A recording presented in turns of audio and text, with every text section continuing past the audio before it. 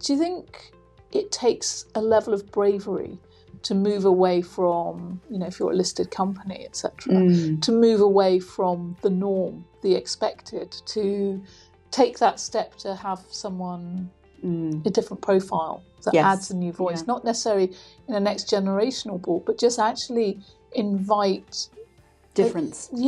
Inviting difference. Yes. It does. And I think, you're absolutely right, it does.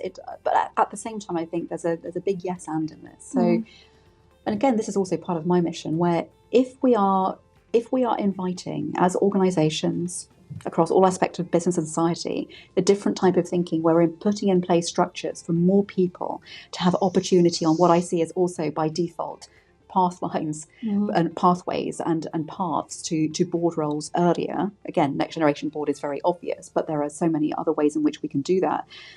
But so that's one way. Are we setting better conditions early on for that exposure to happen? Whereas traditionally, as you and I have said, people get to a certain point in their career and suddenly they're on the radar. So it's been a very sort of odd pathway typically when we really look at it in the cold light of day. And second of all, how is that business or organisation prepared to invest in difference?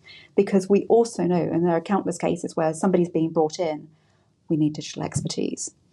And they haven't invested in, we need to think about the shape of our board differently. So how do we need to invest in that individual? But also, how do we need to invest in ourselves? Because there's a degree of unlearning that needs to go on. One of the things we do with the EY Foundation is we have, everybody has a mentor and a buddy. And so there's a really strong level of investment in upskilling in the foundation, but also in ways of working. And we are very thoughtful about how we do that, depending upon, to your point, if somebody's coming in as an independent. I remember coming as an independent.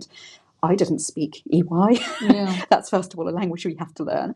But more importantly, how do you think about what is the role of that independent trustee? What is their background? And again, as a result, the shape of our board, we have been very thoughtful around how it. So I think you're right. I think.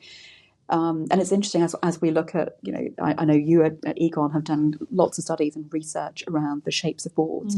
But I think sometimes we forget these gatekeeper roles when we think about nominations committees, especially, have a very powerful role to play. So I guess my call to action is anyone out there, and I'm doing it, and it's not an easy role, but I think be brave in those roles. As if you're chairing a nominations committee, it's a really important platform where you can look back after X years of your different tenures and think you affected that change.